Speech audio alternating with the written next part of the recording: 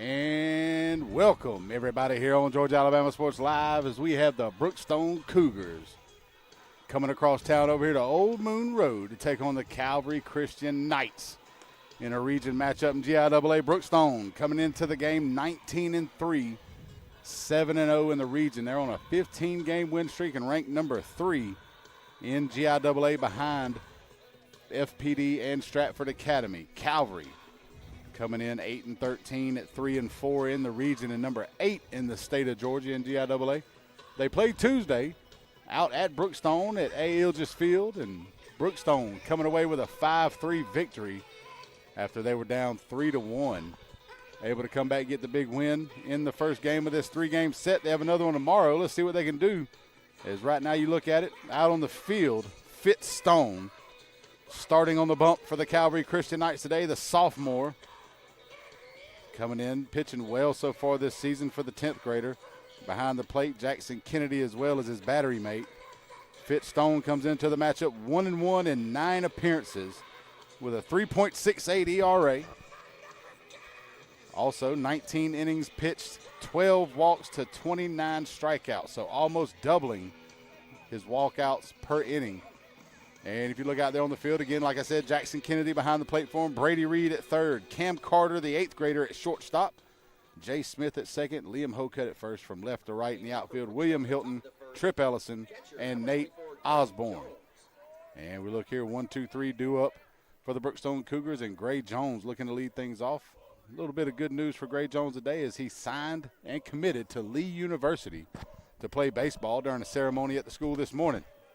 Yeah, Lee University, that's in Cleveland, Tennessee, isn't it? Oh, yeah, and it's one of those. He brought up in the fact during the press conference that he chose a school due to how they're faith-based at the university, and that was a big part of why he chose them. So yeah, Steve Stapp from Creed actually went there. Scott Stapp? Scott Stapp, yeah. His brother Steve, too.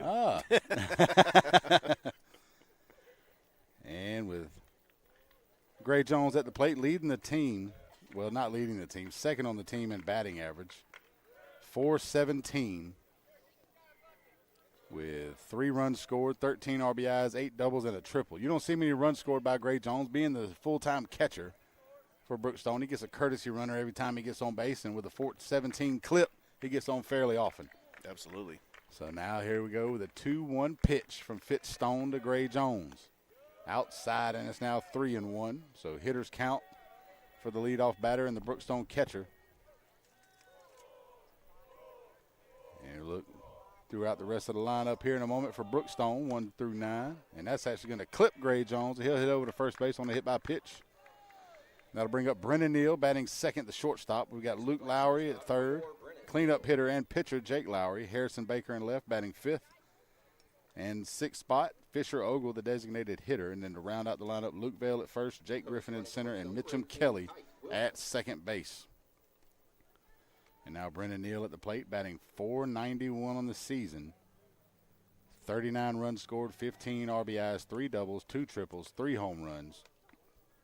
5-tool player at shortstop for the Brookstone Cougars. The junior signed to play for Auburn as the class of 2027. And the first pitch, breaking ball from Fitzstone to go outside off the plate, and it's a 1-0 count. Let's see if he can try to find the zone here, as he's had a little bit of struggles here through the first batter. Now 1 pitch to Neal,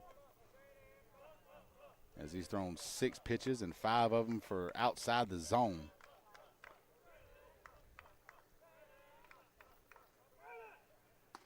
And that'll catch the plate that time, and they'll even up the count on Brennan Neal, 1-1. Again, Stone, just a sophomore.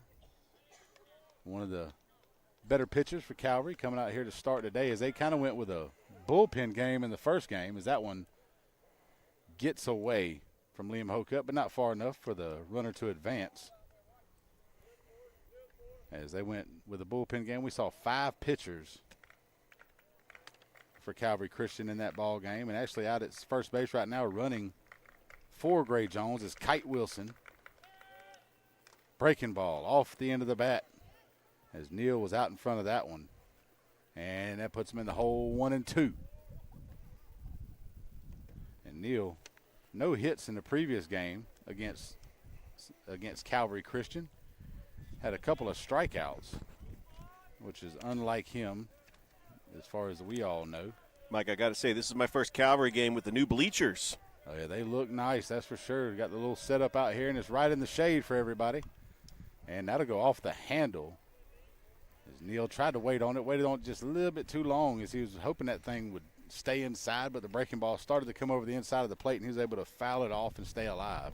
And they look nice. They have the back seating, the green back seating. Yeah, the Calvary Christian Night Green. I wonder what exact color green they – Forest green? Forest green, maybe? I don't know. So Sherwin-Williams, number 374. And that's going to be a strikeout that time as Brendan Neal will get set down. That's his third strikeout in this series as he's 0 for 3 now against Calvary. He did reach on a walk and a hit by pitch in game 1. But they've been able to keep him at bay so far in this series. Let's see if they can try to take advantage. And now that'll bring up Luke Lowry, the third baseman. Also a starting pitcher sometime. He started the game Tuesday. He's one of the starting pitchers. Yeah. Started Tuesday against Calvary and went 5 innings and got the win. He'll come in batting .397 with 16 runs scored, 20 ribbies, and 4 doubles. Mike, game 3 tomorrow back at Brookstone. You're going to be on the call once again. Yep, 4:30 first pitch tomorrow. Up the middle, coming over is Jay Smith. He gathers it, flips over to Cam Carter. And over to first, not in time. So they get the fielder's choice. The 4-6 putout gets Kite Wilson out at second, and Luke Lowry will reach first base on the fielder's choice. And now there's 2 down here in the top of the first, and that'll bring up the cleanup hitter, Jake Lowry, who's also on the mound today for the Brookstone Cougars. .390 batting average on the season with 11 runs scored, 25 ribbies, and 1 home run. His lone extra base hit of the season. Breaking ball, skied in the air. Hokut making his way over is going to stay in play. Off the batting cage, and it's an 0-1 count. Mike, the current GIAA rankings has got Brookstone at number 3 behind FPD and Stratford. I can understand FPD because they're one of the best teams in the country, but Stratford? I see that flipping before the season Brookstone ends. is the defending 2-time GIAA champions. We can't always agree with those rankings. I don't know. Yeah. Whenever you throw metrics into it and analytics, it doesn't make a whole lot of sense, and that's why they got rid of the BCS, the PCS computer system in college football, because it didn't make a lot of sense, and neither does sometimes the rankings they use, whether it's GIAA or GHSA. We've noticed that with the football rankings this past fall. I mean, Carver Columbus, defending state champ, nowhere near the top. I think they were number 3 as well. Number 3 behind Columbia and Rockmart. Yep. Actually, I believe they had Carver Atlanta was number 1, and they ended up losing in the quarters to Sumter County. Oh, yeah. I do remember that. Don't ask me how I remember that, but I did. But I just know that Rockmart was ahead of Carver. Swing and a miss by Jake Lowry, and Fitzstone gets his second strikeout of the inning. As the leadoff batter reached base, and nothing else after that is no runs, no hits, no errors, 1 left on base. We head to the bottom half of the first of a scoreless ball game here at Calvary on Georgia Alabama Sports Live.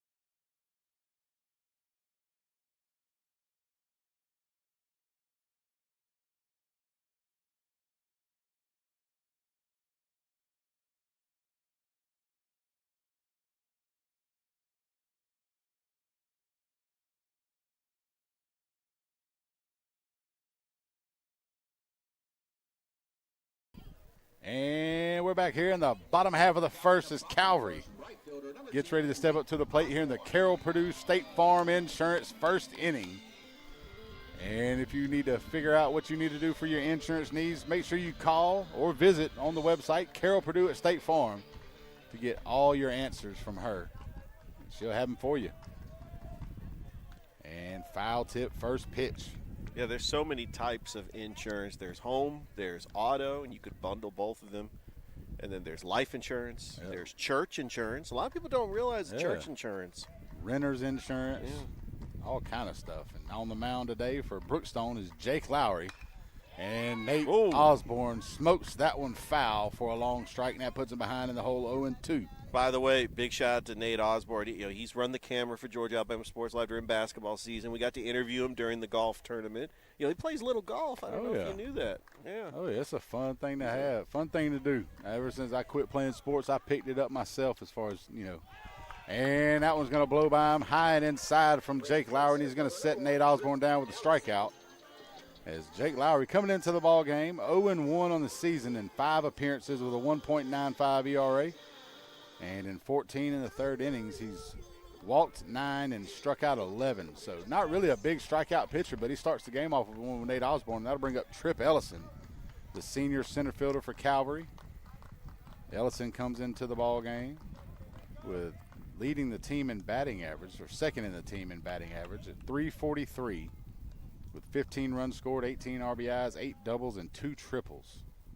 Also leads the team with 12 stolen bases so far in the season. And Mike, you know that Brookstone's got a 15-game win streak? Oh, yeah. They were 4-3, now 19-3. And Calvary hoping to try and snap it here and get back to 500 in the region as they're sitting at 3-4. Brookstone 7-0. Yeah, last time they lost was to Lakeside in the Border Wars Championship. Yep, exactly. At Synovus Park. And we were there. We were there for that one down at Synovus, home of the Clang Stones. The Claying Stones, which they are also in action tonight. Yes, they are. We got the Cling Stones, the River Columbus Dragons Lions tomorrow. Oh, yeah. That one hit high in the air, short center field. Charging in is Griffin, and he'll get there in time for the catch. And they'll set down Trip Ellison for the second out of the inning. And while we got time here, we'll go over the defense for Brookstone. Is on the mound again, like we said, Jake Lowry. Gray Jones, the recent Lee University commit, behind the plate. Luke Lowry at third, Brendan Neal at short, Mitchum Kelly over at second, Luke Vale at first. And then from left to right in the outfield, it'll be Harrison Baker, Jake Griffin, and Hudson Kuhn. And that'll be your defensive lineup for the Brookstone Cougars is now Liam Hocutt steps up to the plate. Another college commit here around town, going to Lurleen B. Wallace. Absolutely, over in the ACC. C? ACCC. The ACCC. We're just going to call it that. Sorry, I just got finished calling the doubleheader for CVCC softball with Robert Edmonds. So yeah, that's like me trying to say AHSAA and not slurring all the way through it. Inside to Hocutt, and he's now way ahead, 3-0. You can expect the take sign here, but Hocutt coming into the game, 319 on the season, 11 runs scored, 8 RBIs, and 4 doubles for the first baseman. By the way, Calvary's playing soccer right now. Yes, they are. I was having fun trying to find a parking spot, and that's going to be a strike, I believe he called. Maybe. No, I think they're calling a ball. Yeah. Interesting. I thought he signaled for a strike that time. Kind of confused me with the umpire, but it's going to be 4-pitch walk to Liam Hocutt. And that'll bring up the catcher, Jackson Kennedy. As Kennedy comes into the ball game, batting .278 on the season with 7 RBIs and 4 doubles. Again, one of those ones where they reach base, he gets a courtesy runner, so no run scored personally by Jackson Kennedy. But more than likely, if he reaches base, we'll see Bo Reese come out to run for him. And that pitch will sail high, so it's 5 walk balls in a row here from Jake Lowry. And lucky for him, we're not at Texas A&M, where they like to chant however many balls you've thrown consecutively. Ball the whole stadium, they'll go 5.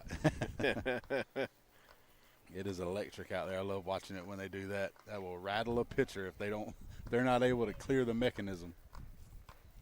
Yeah, Calvary Soccer is playing Strong Rock right now. The girls are actually playing right now, and the boys should be starting about 8 o'clock. trying to bounce back after losing a heartbreaker to Pacelli on penalty kicks. There's been some great soccer around, Absolutely. in the GIAA between Brookstone, Calvary, and Pacelli. And throw over to first and Hokut back safely. It's a 1-1 count now to Jackson Kennedy. Looking to try to extend the inning here as the first two, and Nate Osborne and Trip Ellison went down fairly quickly for the Knights. And he'll hit that one into short left field, or actually is drifting back is Baker, as that one kind of kept floating up in the air. And there'll be a fly out for the third out. So through that one, we got no runs, no hits, no errors, one left on base with a walk, and then we'll head to the second inning. It's still scoreless, 0-0 here at Calvary on Georgia Alabama Sports Live.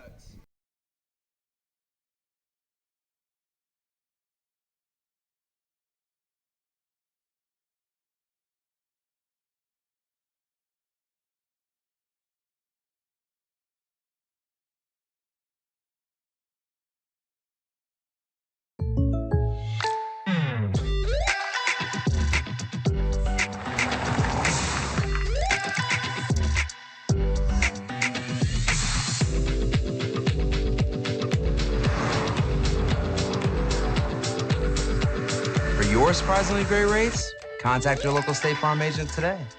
If you want the real deal, call State Farm agent Carol Purdue in Phoenix City today. Like a good neighbor, State Farm is there.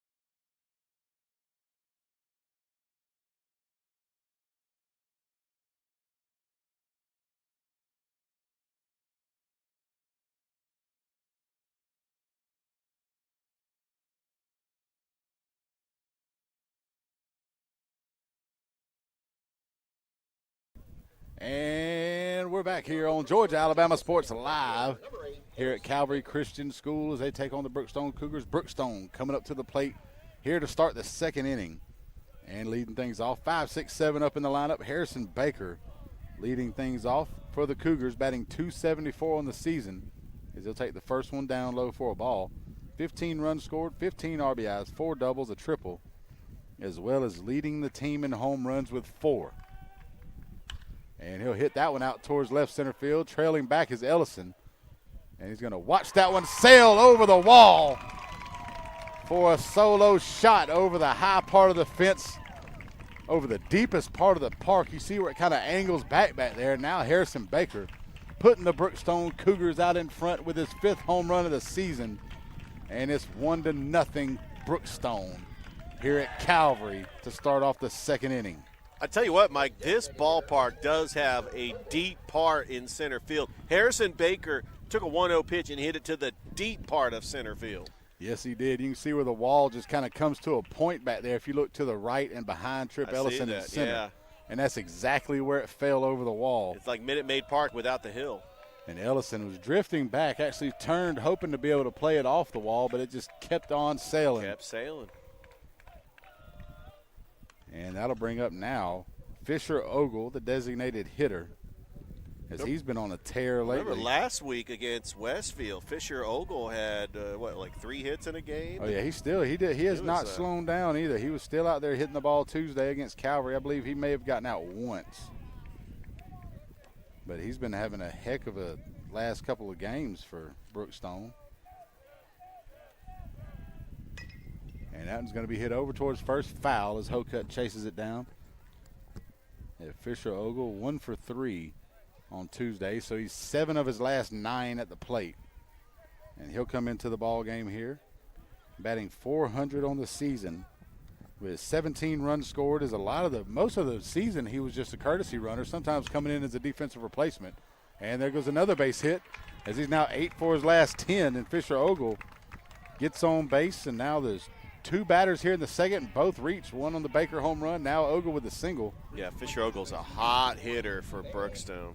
Yes, he is. He's been on a tear lately, hitting out of the 6-hole. Gone from really worked his way into the lineup. Like I said, the first, I guess, 3/4 of the season, he was primarily a courtesy runner.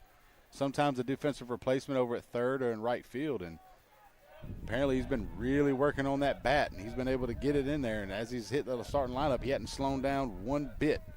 And now that'll bring up Luke Vale, who will sky that one out in short center field. William Hilton charging in, makes the grab for the first out. One pitch to Hilton, one pitch to Vale, my apologies, one out. Here in the second, that'll bring up the 8-hole hitter, Jake Griffin. And Griffin on the season batting 143. 7 runs scored, 1 RBI, no extra base hits for the sophomore center fielder. As today, Hudson Kuhn is being DH for by Fisher Ogle, who had the base hit. And usually we kind of see lately throughout the season is Jake Griffin will have the DH in his spot. Yeah. So him getting some time here to hit in the lineup in the 8-hole. Mitchum Kelly on deck. Basically your second leadoff batter for Brookstone, hitting out of the 9-hole. And swinging a miss that time, and now Jake Griffin in the hole, 0-2. And you can kind of see Fitzstone able to shake off that leadoff home run by Harrison Baker. Even though he gave up the hit to Ogle, been able to get the out by Luke Vale, now ahead of the count, 0-2 to Jake Griffin. And he'll hit that one foul out of play to stay alive and keep it 0-2. So, Mike, I can't believe next week is the final week of the regular season in the GIAA. Brookstone's going to take on Strong Rock, and Calvary going to take on Pacelli. Yes, they are. It's going to be a good one. We're going to figure out. We'll see exactly, especially with Calvary, if they can try to get a sweep there and continue to climb the rankings as they've made their way. You look about a month or so ago, they were at number 14. Now they're at number 8 in the state. And that throw. He got him. That was a good play by Holcutt. A little bit high by Brady Reed, and Holcutt able to get it down in time to be able to tag Jake Griffin out before he crossed the plate. It kind of pays to be tall. And Yeah, Liam Holcutt is very tall first baseman up there. Able to jump up, grab it, and bring the glove down in time to get Griffin before he got to the bag. And it'll be a 5-3 put out. And with the ground out to third, Fisher Ogle will make his way over to second. So now he's in scoring position with Mitchum Kelly coming to the plate. And Mitchum Kelly coming into the game right now, the junior second baseman. 264 on the season. Also a great wide receiver. Oh, yes, he is. Getting offers by like FAU, a couple of other, I guess you could say, mid-major schools in the D1. Yep. So he's hopefully going to get a little bit more known around state, maybe get some even bigger offers before football season starts. And he's going to ground that one out towards shortstop. Cam Carter comes in and bobbles it, and he won't be able to get Kelly in time. So the 8th grader unable to come up with it there, and Mitchum Kelly reaches on the E6. And that'll put runners at the corners now for Brookstone. I tell you what, Mitchum Kelly, he seems to find a way to get on base. It doesn't matter if it's like a slow dribbler in the infield or just a little looper in the outfield, but he is just a high IQ baseball player that just finds ways to get on. Oh, yes, he is. He just finds a way to contribute, whether it's defensively in the field. We've seen him make a couple snags at second, coming in to be able to throw. He started the game last week against Westfield. Just a good all-around ball player here, just an athlete in general. And breaking ball that time by Fitzstone, stays a little high and inside to Gray Jones as he reached on the hit by pitch his first time up to lead off the ball game. And I like those type of ball players. Not the flashiest players, but a guy like David Freese or a guy like Will Smith. They just find a way to get it done. That is true. And they may not have like the baseball talent. They may not be jacked like Frank Thomas was, but they know how to play small ball and do the little things to help their team. Exactly. And sometimes you always need that guy. We call it the glue guy. The glue guy. There you go. And swinging a miss that time by Gray Jones, and it puts the count 2-1. As Fitzstone trying to get out of it here before any more runs cross the plate, giving up the solo shot to start off the second to Harrison Baker. And now he's got runners on the corners with 2 down, and a 2-1 pitch upcoming here to Gray Jones. And Jones with a defensive swing that time. And they're going to call catcher's interference. Catcher interference. As it went off, his bat hit the glove of Jackson Kennedy. So for the second time today, Gray Jones will reach base both times. Unofficial at-bats with a hit-by-pitch to start the game off, and now a catcher's interference, and that'll load him up. As you see Kite Wilson making his way out to first base to run for Gray Jones, and that'll bring Brennan Neal back up to the plate, looking to get his first hit of the series, and would be a better time right now to do it than with the bases loaded. As he comes in right now, 0 for 3 in the series with a hit-by-pitch and a walk. And all 3 out so far. He's actually struck out swinging, so unlike the shortstop for Brookstone, again coming in batting, I think he came into Tuesday's contest at 509. And looks like we got a balk. So that'll move them all up 90 feet, and that'll score a run here and put 2 on the scoring position. As Fisher Ogle comes in to score on the balk. So now it's 2-0. Yeah. Coach Smith wants to have a chat with the umpire to find out, like, what exactly happened. What does Fitz need to do to make sure to avoid that? Well, it's that, and usually you don't see, unless it's something absolutely atrocious, you don't usually see the home plate umpire make that call. Usually it's the umpire standing behind the pitcher who's watching his movements. Maybe he came to set and then flinched a little bit with the leg, maybe with the lead leg, and that caused him to. It's like a false start for the offensive lineman. I mean, just one little flinch could be. Oh, and they're going to put Brennan Neal on. They're going to intentionally walk Brennan Neal. Yeah, they're intentionally walking. That's smart. And they don't even throw 4 pitches anymore. You know, like back in the day, the catcher used to stand up and point his glove to the left. Throw up 4 and point to first. Throw up 4, take your base. Now that'll bring up Luke Lowry, hitting third today. And he'll take the first pitch from Fitzstone for a strike. It's an 0-1 count here with 2 down, bases loaded. Brookstone ahead 2-0 now. Mike, you don't see a whole lot of intentional walks in high school baseball. No, you really don't. Good pitch that time by Stone, going inside with the front door breaking ball, and he gets Luke Lowry to watch it cross the plate for a strike, and now he's in the hole 0-2. And he'll foul that one back to stay alive and keep it an 0-2 count.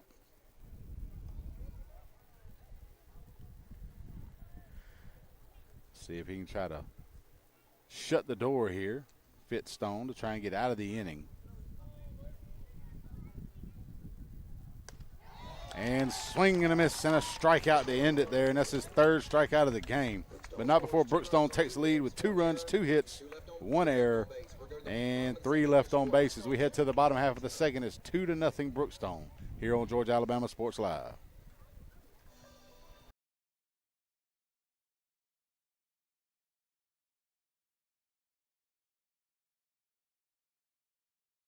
Hi, my name is Griff Gordy, and here at Gordy Eye Care, we have been serving the Bi-City community for 17 years. As a former state championship quarterback, I love the fact that I can watch local high school athletics from the comfort of my own home. So it was a no-brainer to support Georgia Alabama Sports Live and what they do for young athletes in our area. And without business like yourself, Gordy Eye Care, none of our coverage would be possible. To be able to cover the 16 different high schools, the local colleges, and professional teams. So we'd like to say thank you to you, Dr. Griff Gordy, and Gordy Eye Care for your support of Georgia Alabama Sports Live. And you can make an appointment today at Gordy Eye Care with the number 334-291-5125. Keep supporting Gordy Eye Care and keep watching Georgia Alabama Sports Live.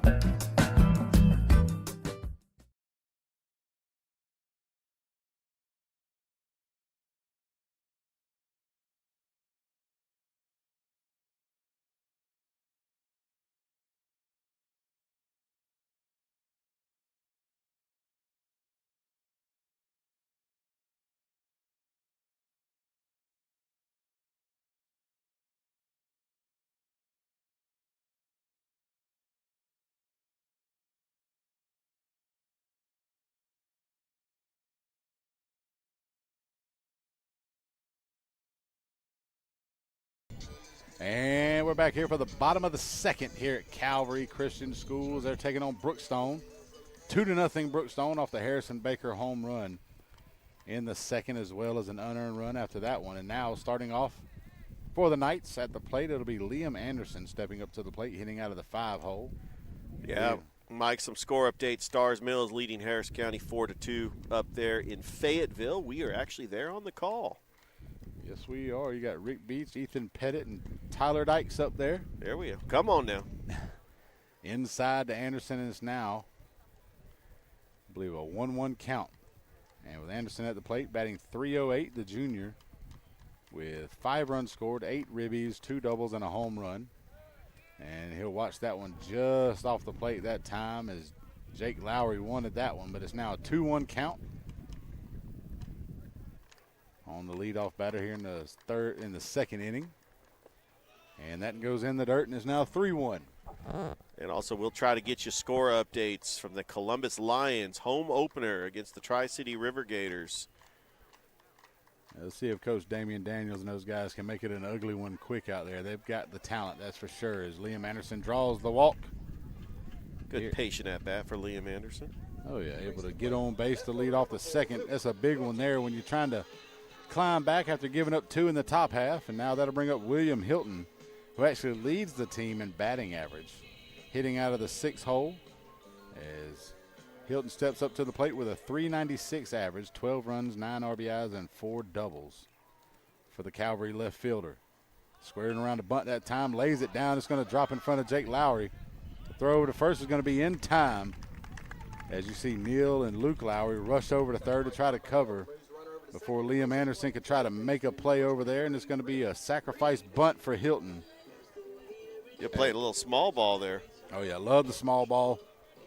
Can't get 2 runs on one swing right there, really, with Hilton at the plate, so you try to at least put somebody in scoring position and give Brady Reed a chance to knock him in here. As Liam Anderson's at second base, and Reed, .238 on the season, 5 runs, 4 ribbies, and 2 doubles, as he'll call time and step out of the box to try to regroup here. Yeah, Mike, it looks like the lights have just turned on here at the ballpark. Looking forward to a little night ball here in about the next hour. And that's going to cross the plate from Jake Lowry for a strike, and Brady Reed's down 0-1. And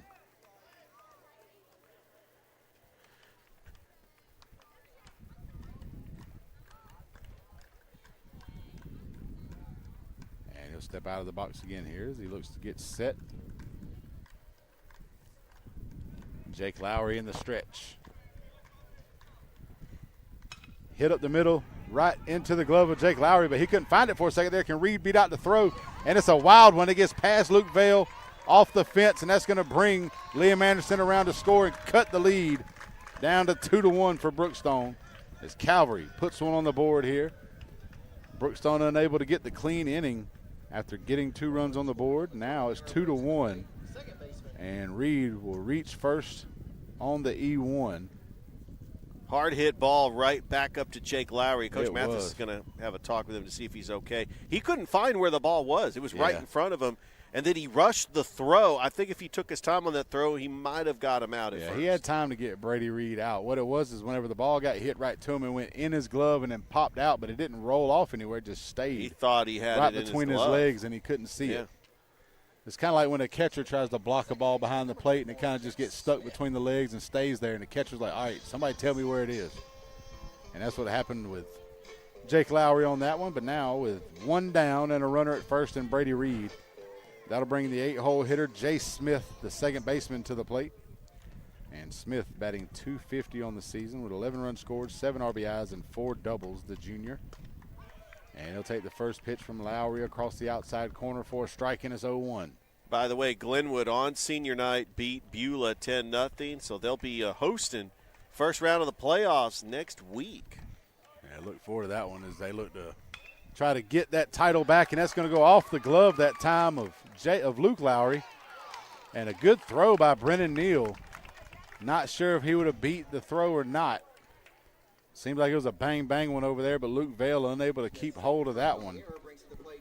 And with the E5, so that's 2 errors here in the inning for Brookstone. That puts runners at first and second. We saw this happen Tuesday. Brookstone had 3 errors in the 3rd inning alone that cost them 3 runs, where Calvary was able to jump out ahead 3-1. Yeah.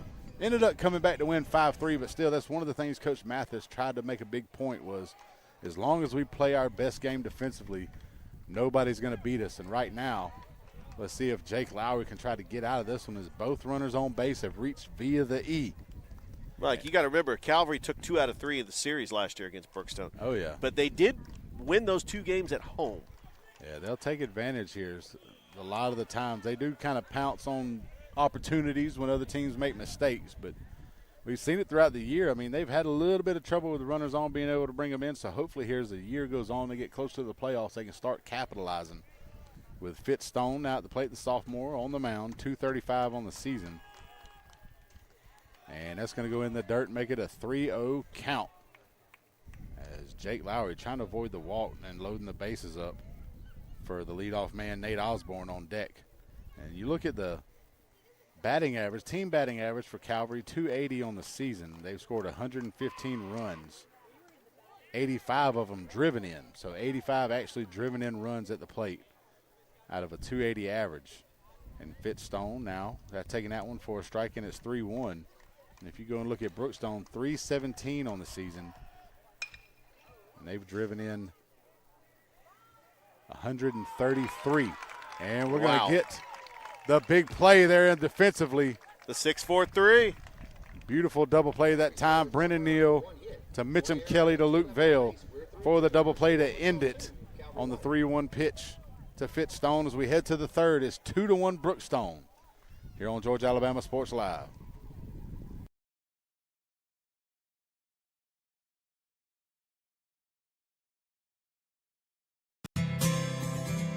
Houlihan serves fresh, handcrafted dishes made just the way you like them. Juicy burgers, sizzling steaks, crisp salads, and shareable appetizers set the table for every appetite. Relax with friends, celebrate special moments, or enjoy a casual night out. Houlihan's delivers great food, great drinks, and great times, with 2 locations in Columbus, downtown at the Marriott Hotel and on Sidney Simons Boulevard at the Doubletree Hotel.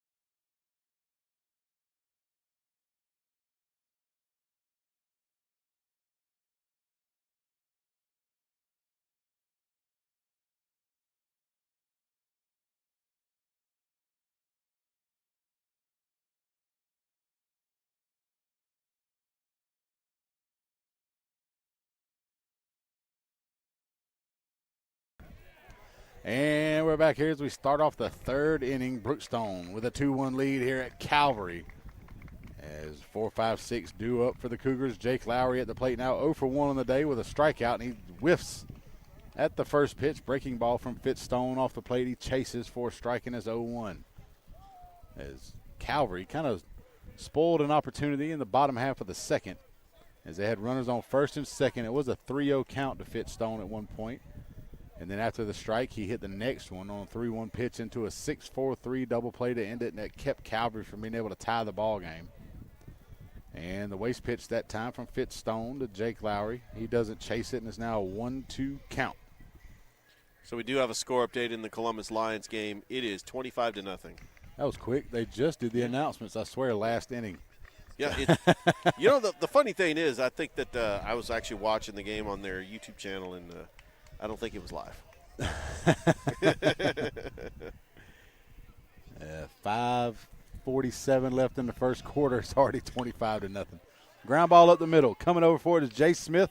The throw to first and the stretch by Hocutt for the 4-3 putout. Mr. Stretch there by Liam Holcutt. Oh, yeah. Mr. Liam, don't call me Pilates Hocutt. Don't call me Stretch Armstrong. Yeah. And he'll get the first out of the inning on the 4-3 putout, and that'll bring up Harrison Baker, who led off the second inning with that solo shot in the deepest part of the park. It actually just landed like 10 seconds Yeah. ago. Still might see it on a branch out there in one of those trees. He hits another one out left center field, and that's going to stop. As you see Ellison slow down near the track, and he'll make the catch and the grab for the second out of the third inning. So Harrison Baker tried to put a charge into another one. Maybe should have saved some of that power from the first at bat for that one. And that'll bring up Fisher Ogle, who reached on a base hit in the second inning, came around to score on a balk that gave Brookstone the 2-0 lead. Again, Fisher Ogle 8 for his last 10 at the plate. And he'll take the first one off the plate for a ball, 1-0 count here with nobody on, 2 down in the top of the third. See if Fitzstone can try to get a clean inning here. That's going to sky up in the air short. Coming over for it is Brady Reed. He'll call off Fitzstone for the pop-up and the out for the pop-out in the infield. And that'll be 3 up, 3 down for the Cougars here in the third. Good inning that time by Fitzstone as we head to the bottom half. It's 2-1 Brookstone here on Georgia Alabama Sports Live.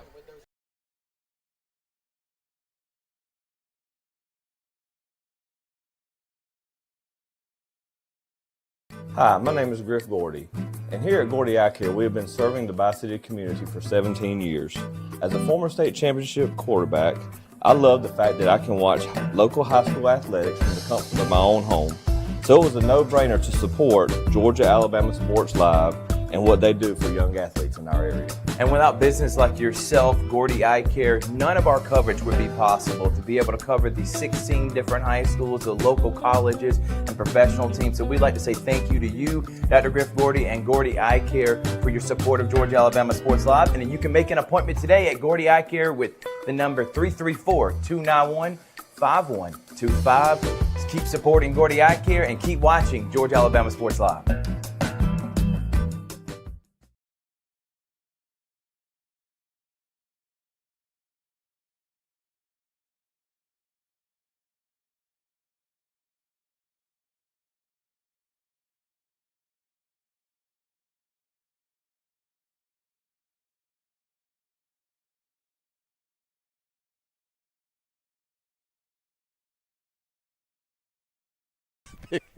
And we're back here for the bottom half of the third at Calvary.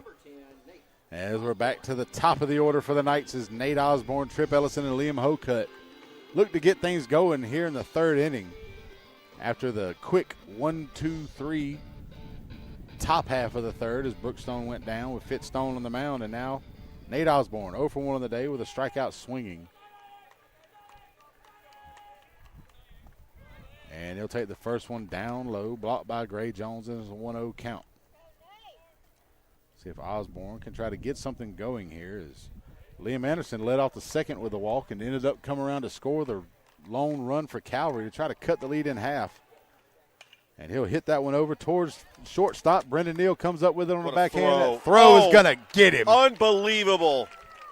As Brendan Neal shows off the gun. That right there is a major league shortstop. That play right there, only a major league shortstop could do that. Yeah, numerous times this year we've seen the ball go into the 5-6 hole and just make it into the outfield. Not only did Neal get to it, but made the throw on that back foot as he was fading over towards the left field line. Made the gun.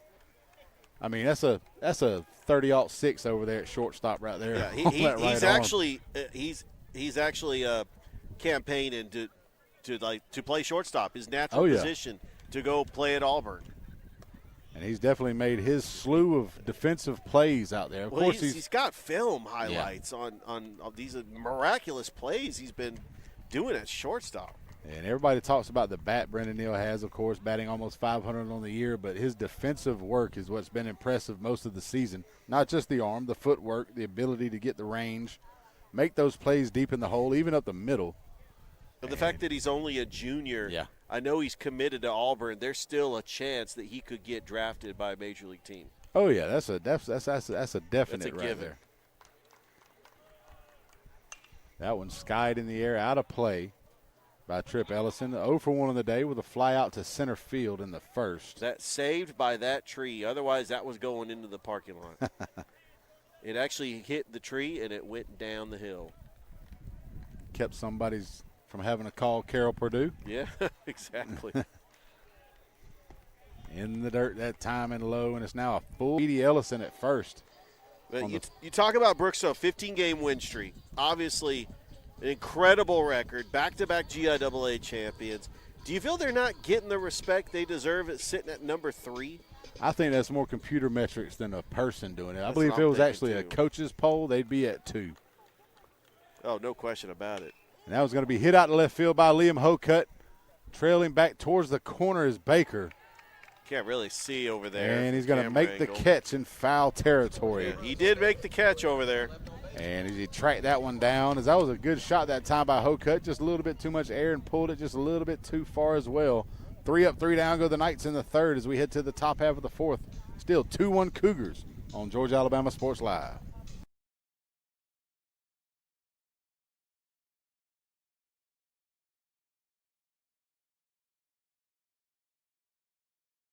Georgia Alabama Sports Live wants to say thank you to Zaxby's for their continued partnership with us for over the last couple of years since we started this. Your partnership has meant the world for us to give you premier coverage for all the local sporting events around the Chattahoochee Valley area. And specifically, I want to thank Judson Humphreys, my good friend, and the Phoenix City location, being with us from the very beginning, man. Absolutely. Well, we just appreciate what y'all do in the community for these student athletes, and we just want to be a part of it. Whether it's tailgating, parties, or you just want a quick bite to eat, come to the Phoenix City Zaxby's location and tell them Georgia Alabama Sports Live and Thrift sent you. Thank you again to Judson Humphreys and Zaxby's for our continued partnership on Georgia Alabama Sports Live.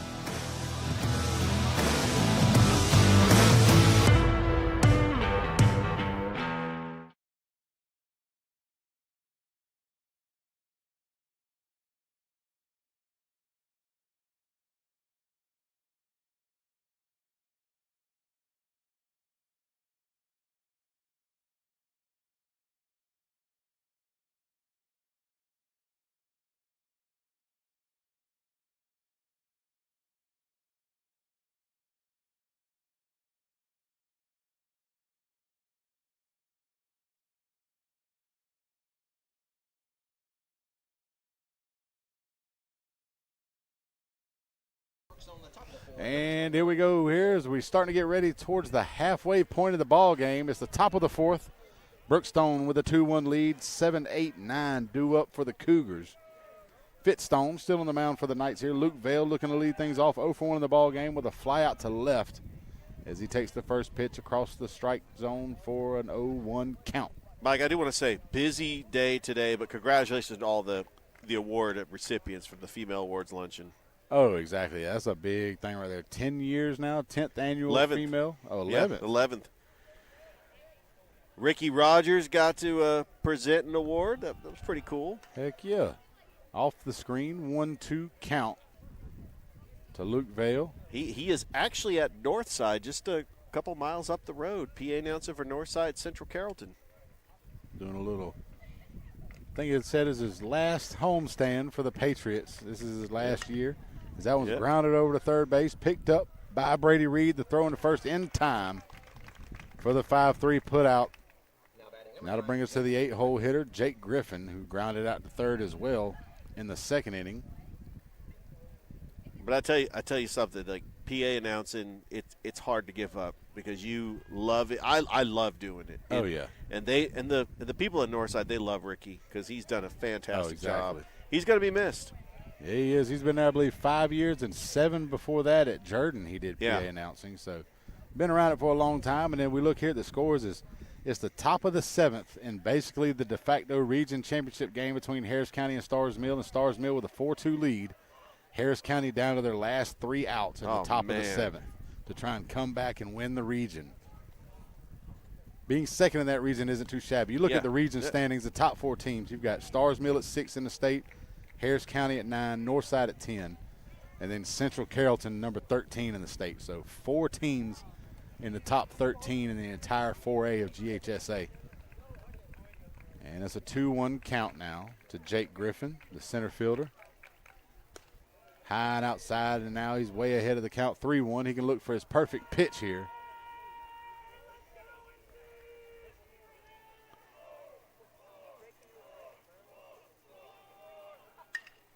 And that was going to be hit out towards left field, chasing it down.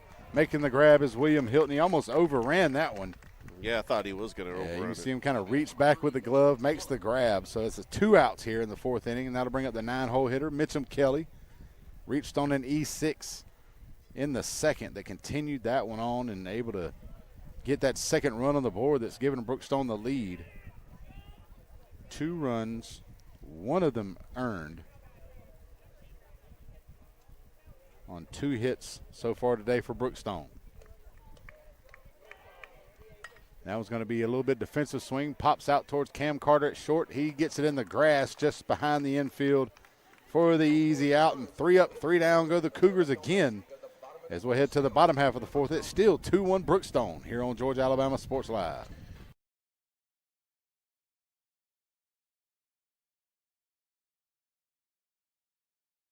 Hello, everybody. This is DJ Jones with the Sports Visions Morning Show for the best in local, regional, and national sports news. Weekdays from 6 a.m. to 9 a.m.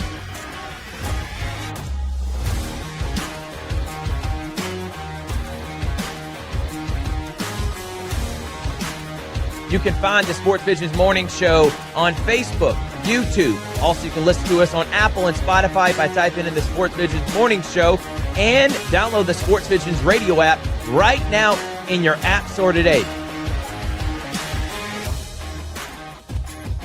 We are the only live and local sports talk show in East Alabama, West Central Georgia.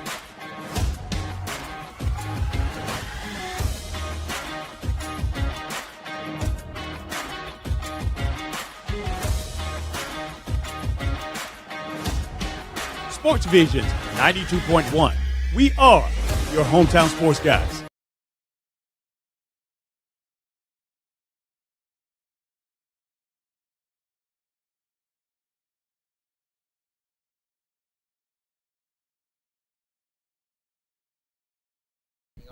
And we're back here as we hit to the bottom of the 4th. We're halfway through the ball game. Brookstone with a 2-1 lead. As we got 4, 5, 6 due up for the Knights. Jackson Kennedy, Liam Anderson, and William Hilton as Kennedy gets ready to step into the box here against Jake Lowry. 0 for 1 in the ball game with a fly out to left to end the first inning. Takes the first one across the strike zone and is now 0-1. So far in the ball game, Calvary 1 run with a unearned, with no hits and 2 left on base. And it's now a 1-1 count. As looking out there right now, Harris County with a runner at first and 1 down in the top of the 7th, down 2, down to the last 2 outs. Inside and high to Jackson Kennedy, and it's now a 2-1 count.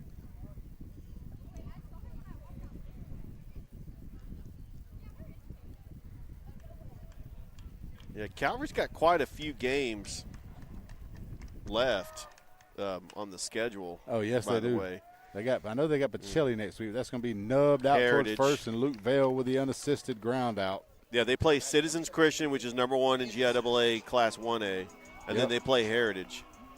I was looking at, I think Citizens Christian is actually one of the top 10 teams in the state, regardless of classification. Yeah. If I'm not mistaken. I could be mistaken, but. You know, Mike, I always take your word for it because you definitely bring the knowledge.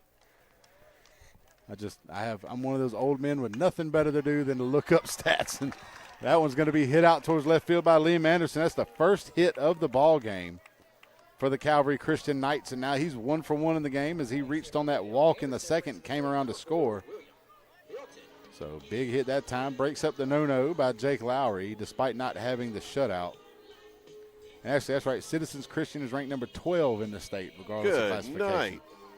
So that's going to be a big contest for Calvary, even though it's non-region, to still go up against a top 12 team in the state, as they probably might have to end up facing FPD in the playoffs if they win the first round.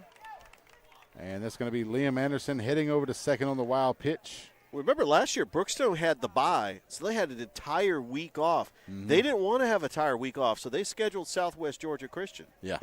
Just because they trying to get their pitchers to stay warm. You got to be able to. That's why a lot of the times you see when people have breaks like that, you'll see simulated games being thrown by pitchers just to keep the arm loosened up. And that was going to be a little bit high and inside, and it's now a 2-0 count to William Hilton. Had a big sack bunt in the second inning that was able to put Liam Anderson at second base and drive him in for the lone run of the ball game for the Knights. And he'll take another one there. Now he's way ahead, 3-0. You can know he's going to get the stop sign here, a little bit of a take sign, no green light. As it's still a tight ball game here with one down in the fourth. Again, Liam Anderson in scoring position.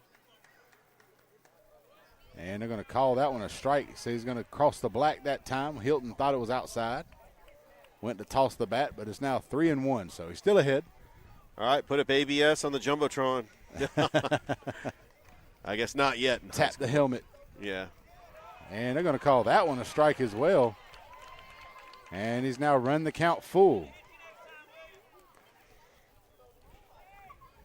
Seems like the umpire didn't like the fact that he tried to walk it off on the fourth pitch of the at bat and gave him another one. That one's going to get hit over into the 3-4 hole and go into right field. It's going to be a base hit. Liam Anderson is going to stop at third. So that's back-to-back base hits by the Calvary Knights, and is now runners at the corners with one down for Brady Reed.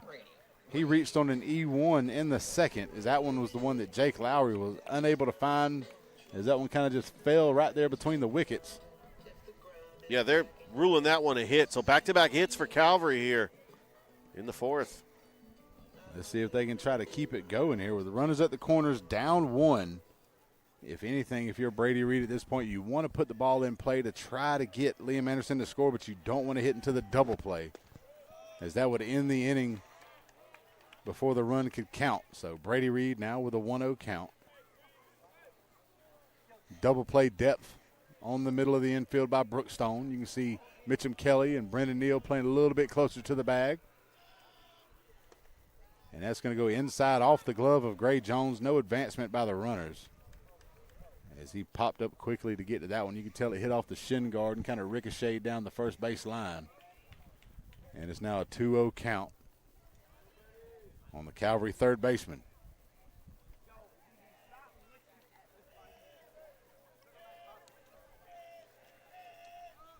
That one's going to get dropped over the umpire.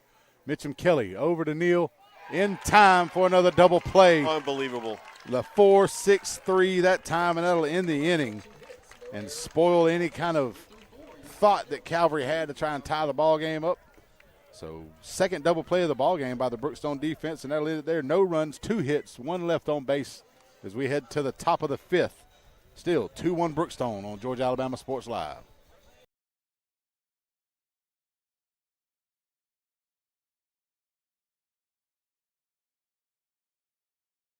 For the big, for the small, the short, and the tall. Peacemakers, risk takers. For the optimists, pessimists, exhibitionists. For long distance love. For the farsighted, nearsighted. For introverts and extroverts. For the thinkers and the doers. For old friends. Coca-Cola. For everyone.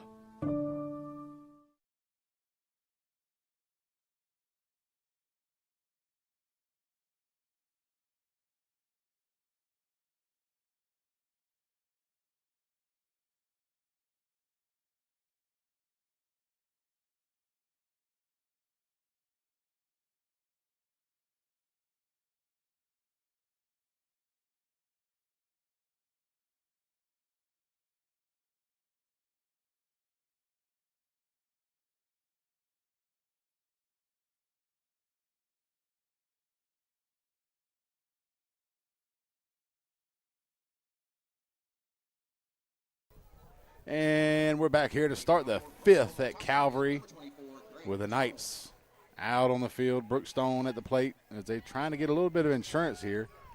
1-2-3 due up for the Cougars. Gray Jones 0 for 0 on the day as he's reached on a hit by pitch and a catcher's interference. By the way, Mike, I noticed Brookstone wears their smoky grays a lot. Is that their primary color? I believe it is as far as their uniforms I've never go. seen them wear blue on the road. I believe their grays are on the road, the smoke gray, and then they've got the blue pinstripes for the home. They do have the blue pinstripes, but they don't wear the blue on as a road uniform. No, they don't. And that's going to be skied out into short right field. Called off as Jay Smith makes the catch on short right in the grass, backing up from second base, and that's going to be the first out of the fifth, and that'll bring up Brennan Neal. 0 for 1 in the ball game as he struck out swinging in the first and walked and was stranded in the second. Intentionally walked. Yeah, the intentional walk. That is correct. That load the bases up there. ended up working out for Calvary as they ended Yeah. up striking out Luke Lowry the next at bat to get out of the inning. So now Neal at the plate with nobody on and one down here in the fifth. In the dirt, ball one. But still, it is so rare to see a high school baseball player get intentionally walked. Oh, it is. You have to be a very potent foe, I guess you could say, to get the Barry Bond treatment. That's going to drop in towards the corner, off the wall, chased down out there by Liam Anderson. He's going to try to bring it in. He's going to go for 3. But it's going to be a triple by Brendan Neal. He's going to come in there. Didn't he have to slide? Yeah, honestly. he did not have to slide there, but he gets a triple. That was an easy triple Yeah. for the young man with the hit out to right field. So now that'll put him at third base, just 90 feet away from an insurance run for Brookstone. That'll bring up Luke Lowry with one down here in the fifth. And again, that's the first base hit of the series for Brendan Neal. Yeah, and he had opposite field power too. Obviously, you had the outfield that's kind of shifting a little bit. He found a hole in the gap, and that led to an easy triple for Brendan Neal. And that's another part of the park where the fence kind of goes back into a corner over there. As you see, it kind of goes Took around a ricochet tree. off the fence. Yes, it did. A little short hop that time. He almost was able to clear it. But it nonetheless ends up at third base here with one down and Luke Lowry at the plate. By the way, I could see the soccer scoreboard from here. It's a 0-0 tie in the 29th minute between Strong Rock and Calvary. I think that is the boys. Could be, and that time swing and a miss by Luke Lowry to even the count 1-1. Yeah, good matchup out there. Yeah, they're 9-3, one of the top teams in the GIAA. And, folks, if you want to know anything, it's the bottom of the seventh now at Starrs Mill. Harris County has tied the ball game. Here we go. 4-4 is there in the bottom of the seventh with two down and the runner at first. Starrs Mill's at the plate. And swing and a miss that time by Luke Lowry evens it up 2-2. Look, we added this game on the schedule because it's at Starrs Mill. We traditionally don't go on the road for some of these teams, but this is for a region championship. Exactly. And Rick Beats and the boys were not going to miss that one. They were Absolutely. Swing into the glove that time of Kennedy. They're going to say foul ball. Foul ball, come on back. No, he didn't. I believe he said it was a safe. He was showing safe, the umpire. My apologies. That time it went off. Yeah. Actually, that is the boys playing right now because I see members of the girls' soccer team that are here in attendance. Okay, so they probably already finished theirs, and now it's the boys. But they're going to send Luke Lowry back over to first base as he reaches on the strikeout. They're going to see if maybe he kicked the ball forward because it did ricochet either off his bat or off his body itself. So they're going to go talk with the base umpire to see what the actual call was. You see Coach Mathis standing on third trying to perk those ears up and hear what they're saying. I tell you what, Mike, do you see any fans going back and forth to want to catch a little bit of the soccer match and come here and see a couple innings here for the baseball game? Could be, but I think a lot of them it's just a rivalry here in town between Calvary and Brookstone. So I think you're starting to see It's the stands special. It really just means more. starting to fill up a little bit here after It the is. contest. Looks like we might get another call here. Let's see what they're going to say to Coach Mathis. Talk about the coaching matchup between Greg Mathis and Steve Smith. Won multiple championships. Steve Smith winning 5 championships in the gaps. Should have won it in 2020 if there was no COVID. Nobody got awarded the championship in 2020. Exactly. But then, actually, I think they're bringing Luke Lowry back. They're going to say he struck out, I believe. Oh. Or they say he fouled it off. They're going to say it went off his bat. Maybe fouled it off. So with a little bit of discussion that time, Brendan Neal goes back to third. Luke Lowry comes back to the box, and now we've got it all figured out, much to Coach Mathis's displeasure. He didn't like that one, but Luke Lowry now back at the plate with a 2-2 count and one out. That one went off the bat is what they're saying. And he almost chased that one as it was low and outside, and he's going to check swing it, and it's now a full count. And now extra innings have started up at Starrs Mill between Harris County and Starrs Mill for the region title. Breaking ball. Fitzstone sets him down for the third time today. And that's 4 strikeouts in the ball game for Fitzstone. That'll bring us up now 2 down with a runner at third, Jake Lowry. 0 for 2 in the ball game with a strikeout and a ground out to second. Absolute gem by Fitzstone. In the dirt, great stop behind the plate by Jackson Kennedy to keep Neal over at third base. I tell you what, the most exciting game I saw last night was the 12-inning marathon between Smith Station and Central. I kept checking back, and I was like, oh, it's still on. Okay. Oh, my goodness. Outside to Jake Lowry, and it's now a 2-0 count. By the way, I'm going to try to get a score update. Smith Station is playing Central at Central.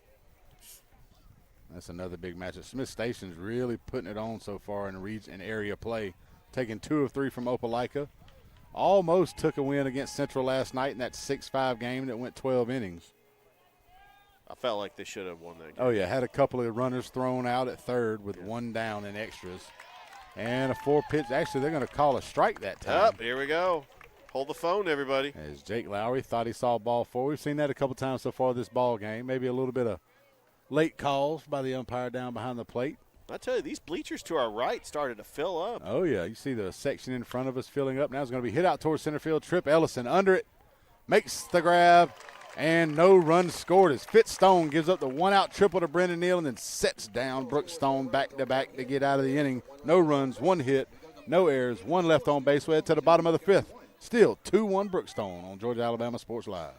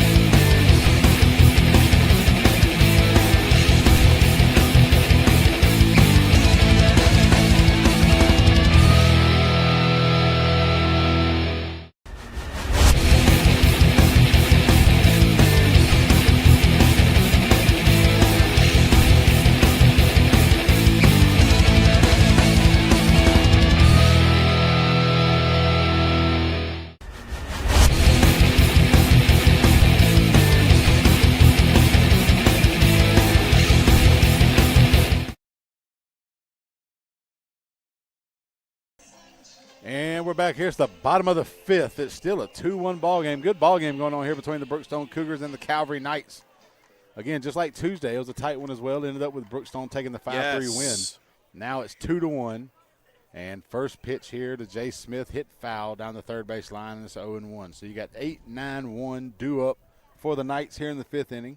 By the way, score update, Central beat Smith Station 4-0 earlier today. And in the bottom of the 5th, Troup County leading Whitewater 4-1.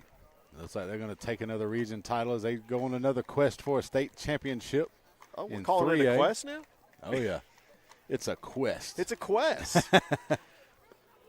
And that one is going to be a little bit low to even the count to Jay Smith, 1-1. As, again, we're in extras up at Stars Mill. 2 down in the top of the 8th. Harris County and Stars Mill tied 4-4. Low that time to Jay Smith, now 2-1 count. Jake Lowry still on the mound here for the Cougars. Both he and Fitzstone have gone the distance so far for their respective teams. Hit out towards center field. Taking a step back and then coming in as Jake Griffin makes the grab in center for the out.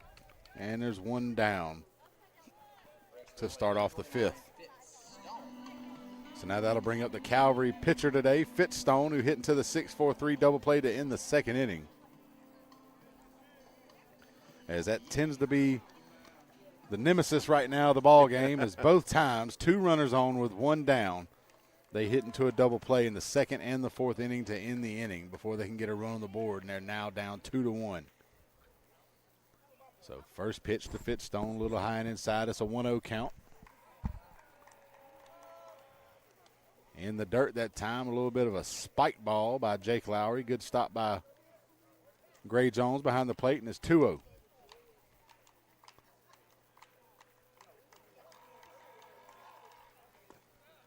Over the plate that time, and it's 2-1 to the Calvary pitcher, going against his counterpart on the mound, Jake Lowry.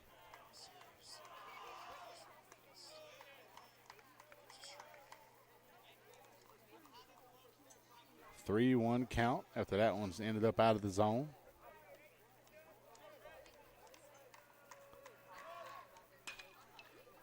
And with a 3-1 count, he grounds over to first, goes through the wickets as Luke Vail tried to come up with that one, hit off the base of the glove that time and just went between the legs into the corner. And reaching on the error on the E3 is Fitzstone. So I'll put one on with one down, and we're back to the top of the order for the Calvary Knights and Nate Osborne, as we have a courtesy runner coming into the ball game. Looks like it's going to be Bo Reese going out to run for Fitzstone now. And that'll bring up the right fielder, Nate Osborne. 0 for 2 in the ball game. Struck out swinging and grounded out to short.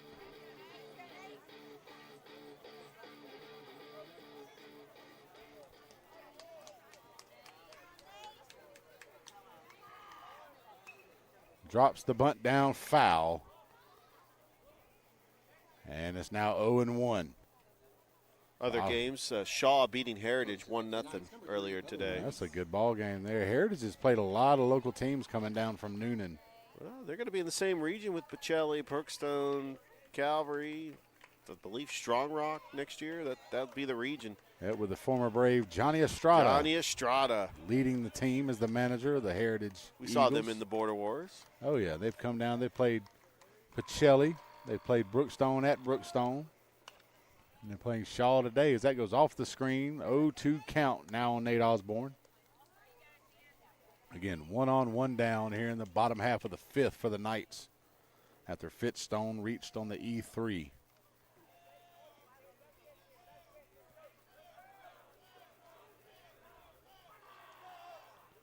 In the dirt, good stop by Gray Jones to keep Bo Reese over at first base, and it's now a 1-2 count.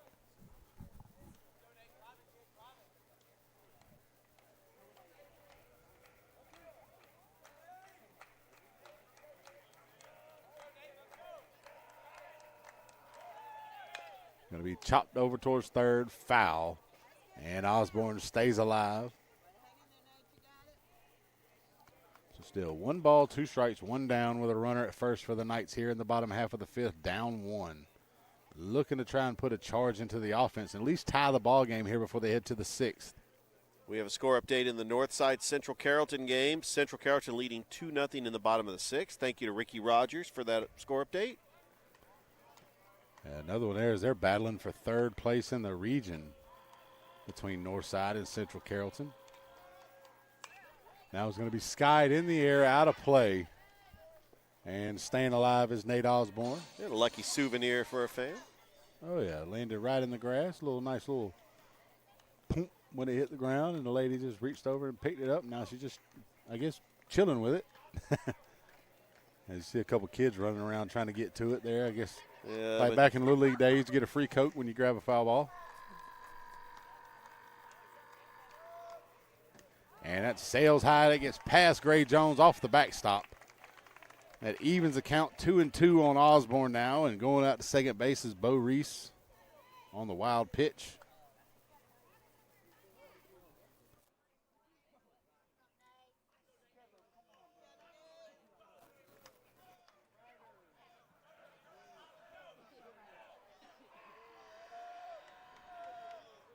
And the 2-2 hit out towards center field. Charging in for it is Jake Griffin. It's going to drop on the ground, and he makes a throw over to third, cut off by Neal.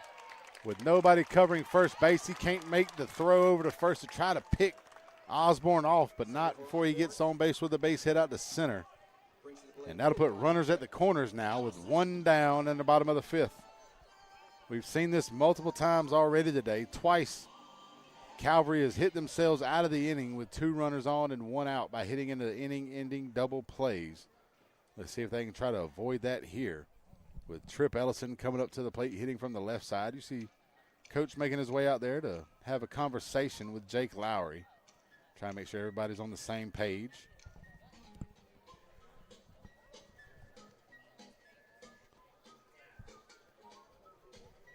And conversation's over with. We'll get ready as the base runners go back to their respective bases. So Bo Reese will be at third, Nate Osborne at first. Runners at the corners with Trip Ellison. And if there's one guy on the team that you're not afraid to hit a ground ball and not worry about a double play, it's going to be this guy, Trip Ellison, the speedy center fielder. So I'd like to see him and Cam Wood in a foot race. The soccer player for Smith Station. Oh, yeah. I want to see who's faster. And that's going to go in the dirt. Ball 1 to Ellison here. And I only say that because they both wear number 1. Yeah. And Brookstone, middle infield, back at double play depth with Neal and Mitchum Kelly.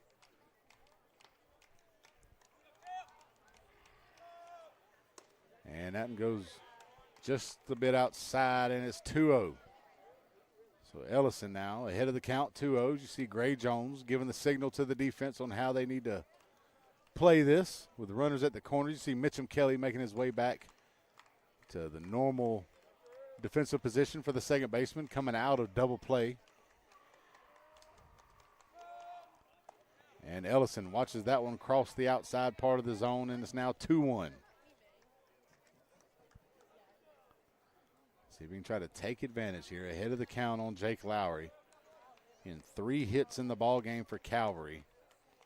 3 hits for Brookstone. That one poked out towards second base. Kelly comes up with it. That'll score the run. As they had the hit and run going on, no double play done there as Nate Osborne makes it the second. They couldn't make a throw to get the lead runner, and Trip Ellison ties the ball game up on the 4-3 putout.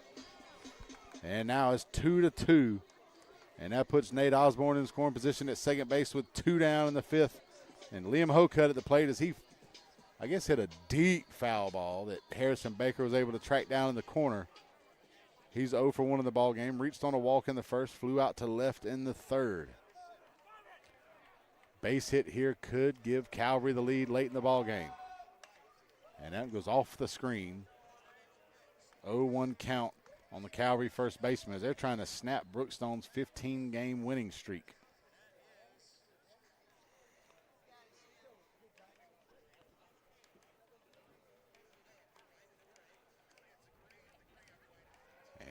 Time out of the box. Hocutt steps back in to face Jake Lowry here from the stretch. Nate Osborne in scoring position at second. Skied in the air, out of play. And Hocutt now in the hole, 0-2. Take this a little bit of time. Thank our sponsors, Glenn Smith Chevrolet, Coca-Cola, Houston Clinic, Gordy Eye Care, for being huge parts of what we do here at Georgia Alabama Sports Live and helping us bring these broadcasts to you while you watch from work or at home, hiding from the boss with a cell phone, either one. We appreciate it all. And that's going to hit Hocutt in the shoulder blade. About as bad a situation as you could ask for if you're Jake Lowry. You're ahead of the count 0-2. You're 0-2 and you hit him. With 2 down in the inning. You're trying to get out of it, keep it a tie ball game at this point, and you got to get basically just let a pitch sail out of your hand that time. It hits Liam Hocutt dead between the shoulder blades, and he'll be over at first base. That'll put runners at first and second now. With 2 down, that'll bring up the cleanup hitter, Jackson Kennedy. He's 0 for 2 in the ball game. Flew out to left field to end the first and grounded out to first to start the 4th. So with this one here in the 5th, he's not looking to start or end. He just wants to continue the inning to see if he can get a base hit. And that one cross the knees on the outside corner for a strike, and it's 0-1.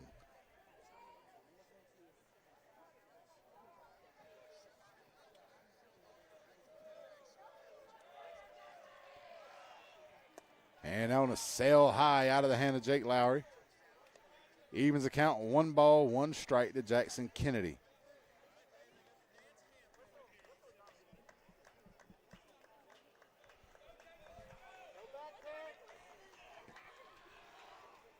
And high again, 2-1. We got Liam Anderson on deck, the 6'6" right fielder. Well, actually, he's played right field and first base, but he's a designated hitter today. 1 for 1 in the ball game. He's reached both times and scored a run. And that goes off the bat that time of Jackson Kennedy and spins foul down the first base line. And that evens the count. 2 balls, 2 strikes. So now here in the bottom of the 5th in a 2-2 ball game, 2 balls, 2 strikes, 2 outs, 2 on base for number 2. Utah, give me 2. Playing position 2, the catcher, Jackson Kennedy. So all 2s here in the 5th. By the way, they're about to approach halftime. Columbus Lions over the River Gators, 53-0. And they're going to snap and get, Did they get him? That somehow they're going to say he was not thrown out. They had I thought he was out. He was out there lagging at first, was leaning all the way towards second. Good snap throw by Gray Jones. That could have ended the inning there, but the downside sometimes of regular season baseball at the high school level, you only have 2 umpires. And you see where the base umpire is now, not a great angle to try and make that call. So full count, payoff pitch. It's going to be hit over towards short. Neal comes up with it, makes a throw to first. It's going to go in the dirt, off the glove of Vale, coming in to score and taking the lead. Nate Osborne. And now with runners at the corners, the throw home. They're going to try to get, and he's going to be safe. And now coming home, the throw home from Mitchum Kelly makes the out. Mitchum Kelly, what a throw to Gray Jones. So you had the E6 over to first that allowed Nate Osborne to come around from second to score. Liam Hocutt comes all the way around to third. Jackson Kennedy slides into second. And then on the 4-2 throw from Mitchum Kelly to the catcher, Gray Jones, that'll end the inning, but not before Calvary takes the lead in the bottom of the 5th with 2 runs on 1 hit and 2 errors. We head to the top of the 6th. It's 3-2 Knights here on Georgia Alabama Sports Live.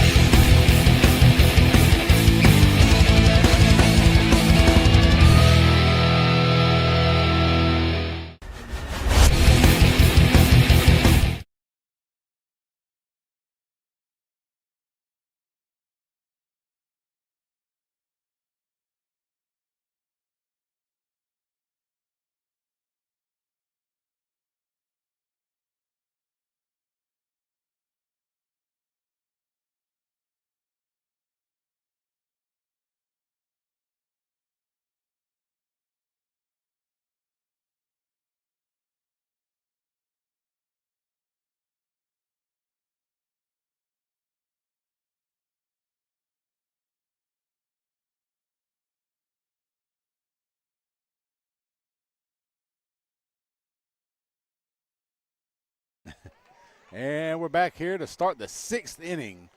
As in the bottom half of the 5th, Calvary scores 2 to take the lead here against Brookstone, trying to end that 15-game winning streak by the number 3 team in the state. And, Mike, this is a must-win game for Calvary. Right now is. they're currently 8th in the rankings in the GIAA. A win here would be huge for not only their strength of schedule, but also moving them up in the standings.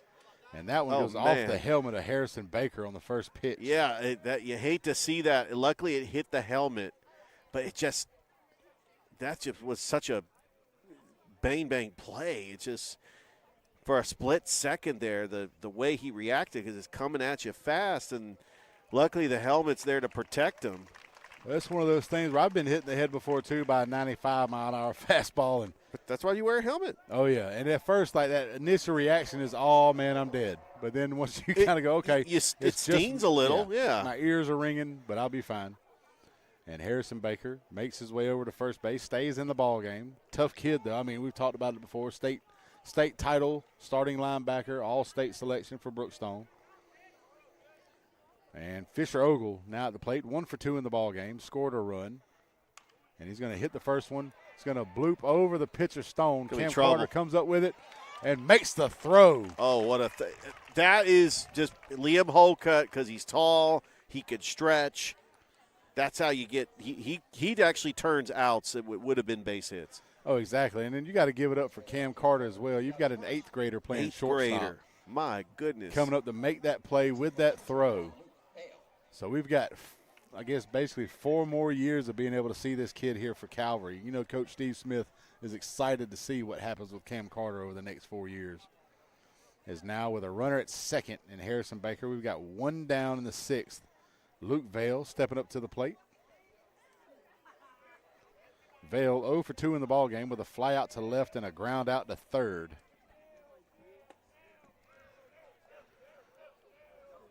And Stone looking to work out of another inning here with a runner in scoring position in less than 2 outs.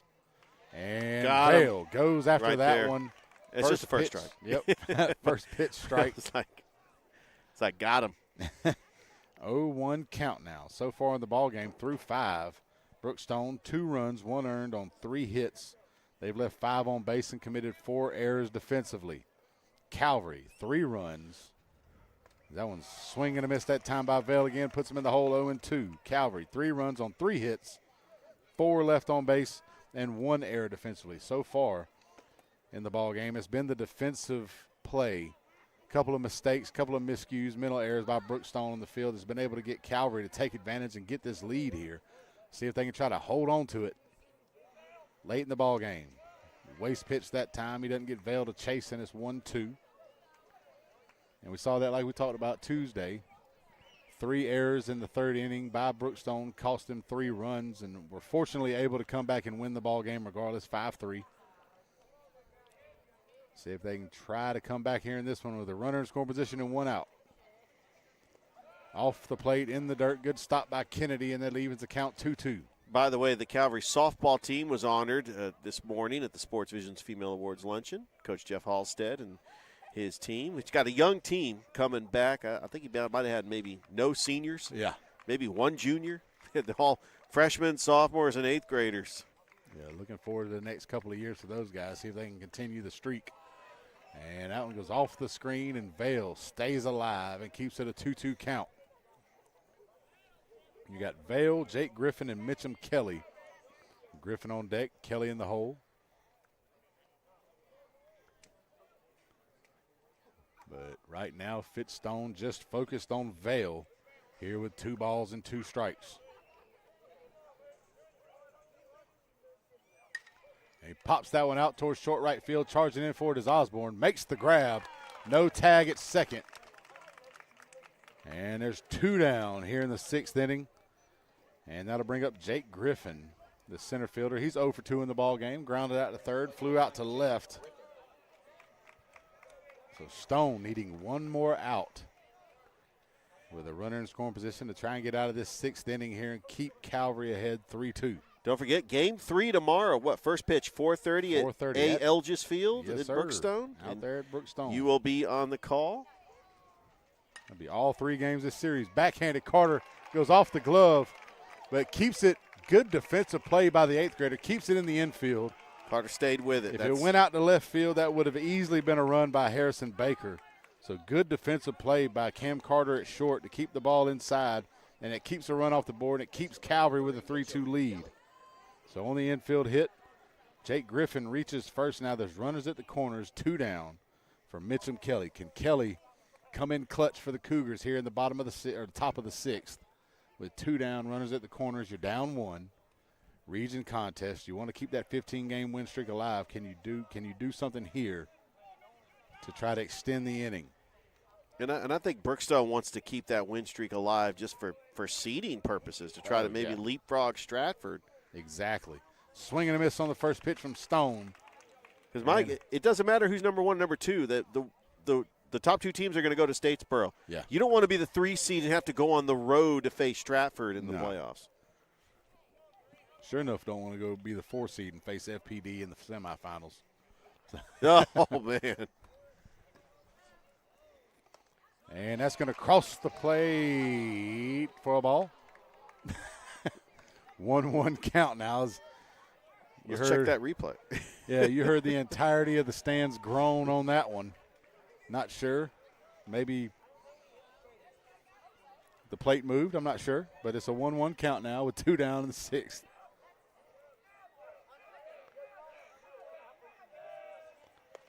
And high and outside, 2-1. By the way, don't forget to listen to the Sports Visions Morning Show with DJ Jones, Thrift Behringer, and myself every Monday through Friday from 6 to 9.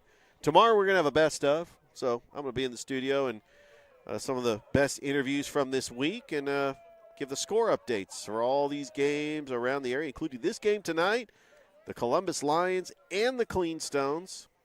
Man, such a busy night of sports here in the Chattahoochee Valley. Oh, yeah, with all the high school ball going on, not just baseball, soccer. Soccer going on. We got Strong Rock and Calvary over there at the football field. You got region titles on the line. You've got the Lions starting their season off the Cleanstones, trying to get another win against Biloxi tonight. And that one goes off the plate, 3-1 count now. So one more ball will load them up. And that'll put us back to the top of the order for Brookstone as Gray Jones waits on deck. You hear the Brookstone bench chanting, 4, 4. And that's chopped out towards second base. Jay Smith comes up with it to throw to first in time to end the inning. Big Clutch time cheers. defense Clutch. by Calvary. No runs, 1 hit, no errors, 2 left on base there as we head to the bottom of the 6th. It's still 3-2 Knights here on Georgia Alabama Sports Live.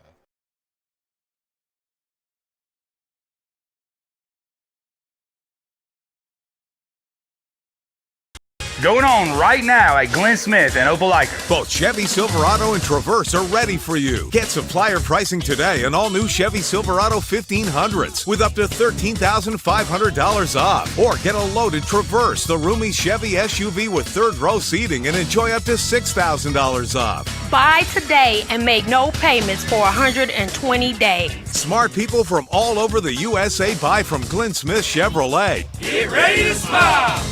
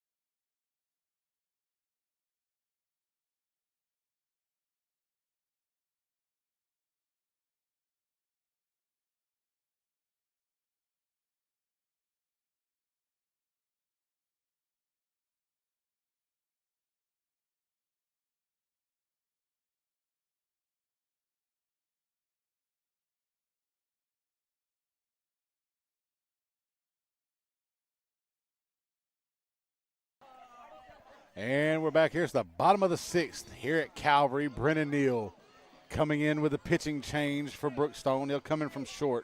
The closer. As Jake Lowry's day is done, he move over to first base. Mitchum Kelly will shift from second to short.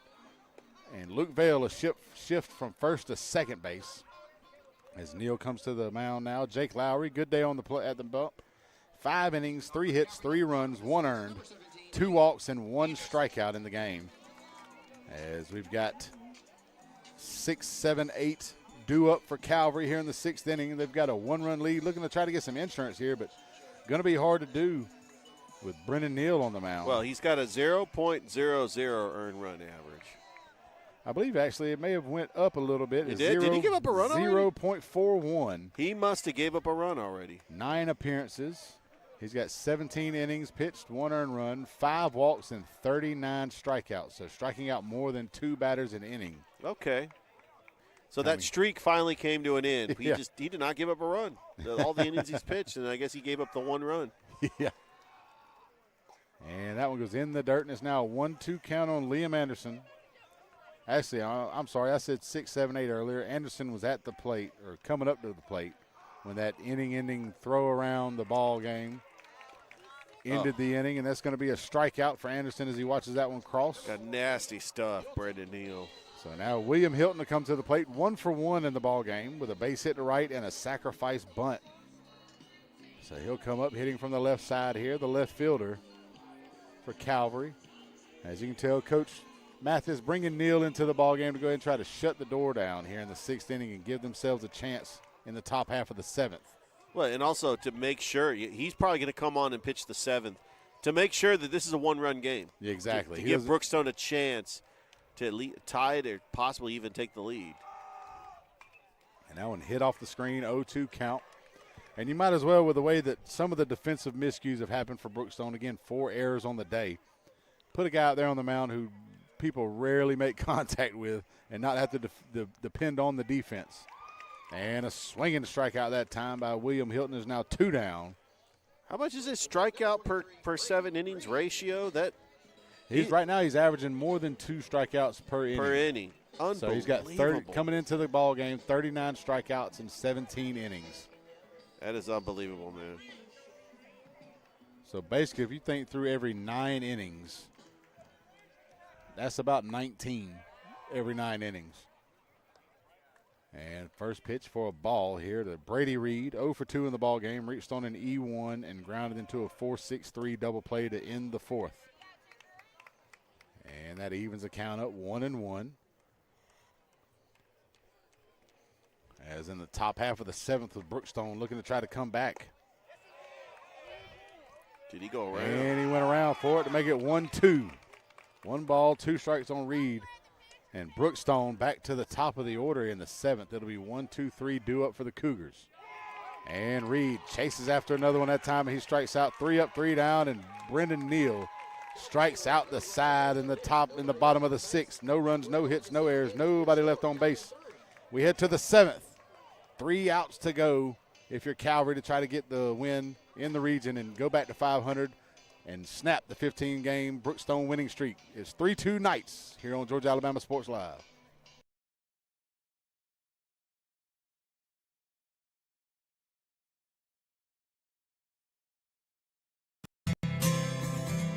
Houlihan serves fresh, handcrafted dishes made just the way you like them. Juicy burgers, sizzling steaks, crisp salads, and shareable appetizers set the table for every appetite. Relax with friends, celebrate special moments, or enjoy a casual night out. Houlihan's delivers great food, great drinks, and great times, with 2 locations in Columbus, downtown at the Marriott Hotel and on Sidney Simons Boulevard at the Doubletree Hotel.